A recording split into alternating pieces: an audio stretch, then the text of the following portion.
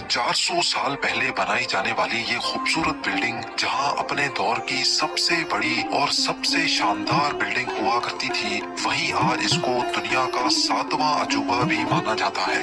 इस आलीशान स्ट्रक्चर को बनाने में 20,000 मजदूरों ने दिन रात खून पसीना बहाया, और वो भी 1 या 2 सालों तक नहीं, बल्कि पूरे 22 सालों तक।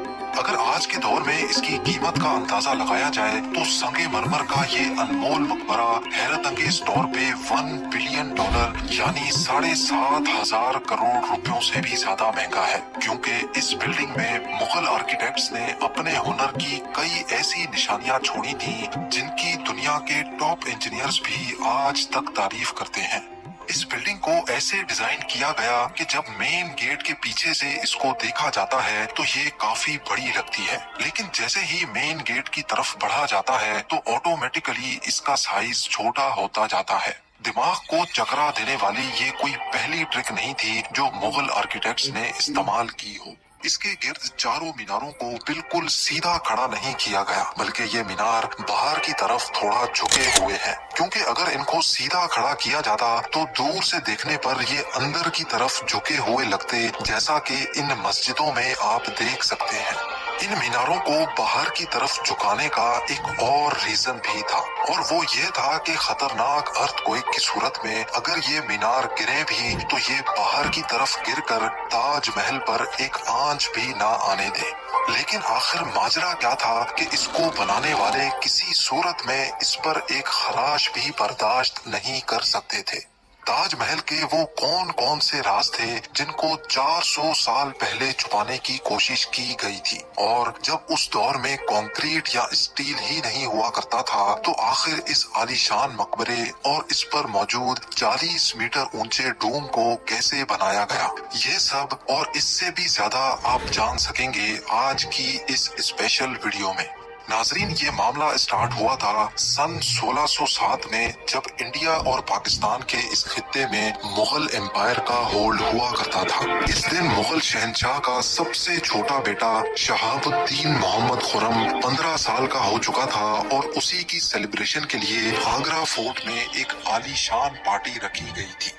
खुर्रम मुगल शहंशाह को सबसे ज्यादा अजीज था, इसी वजह से इसके हर जन्मदिन पर इसको हीरे जवाहरात और सोने से तोला जाता था, यानी जितना वजन शहजादे खुर्रम का होता था उतना ही खजाना इसके नाम कर दिया जाता था। लेकिन इस जन्मदिन पर कुछ और भी खास होने वाला था। मुगल शहंशाह ने शहजादे खुर्रम की शादी अपने एक वकील की बेटी के साथ कर दी, जिसको मुमताज महल के नाम से जाना जाता है। मुमताज और खुर्रम को पहले दिन ही एक दूसरे से बेइंतहा मोहब्बत हो चुकी थी, और उस वक्त ये किसी को भी मालूम नहीं था कि इस मोहब्बत का बोलबाला हमेशा के लिए रहने वाला है। अगले 10 सालों तक शहजादे ने कई जंगें लड़ी और उनमें भरपूर कामयाबी भी हासिल की। इसी वजह से शहंशाह ने खुश होकर उनको शाहजहां के लक़ब से नवाजा, जिसका मतलब है दुनिया का बादशाह। शाहजहां की टोटल 6 बीवियां थीं जो आगरा फोर्ट के हरम में ही रहती थी। इन 6 में से शाहजहां सबसे ज्यादा मोहब्बत मुमताज से करते थे, और यही वजह थी कि उनका ज्यादातर वक्त मुमताज महल के साथ ही गुजरता था। वक्त तेजी से गुजरता जा रहा था, और 4 सालों के बाद यानी 1621 में मुगल शहंशाह अचानक चल बसे। शाहजहां जो पहले ही मुगल एम्पायर में खासा फेमस हो चुका था और जो शहंशाह का चहीता बेटा भी था, 1628 में यानी बाप की मौत के 7 सालों बाद उसने शहंशाह की गद्दी संभाल ली। पूरी मुगलिया सल्तनत अपने नए शहंशाह से बेहद खुश नजर आती थी।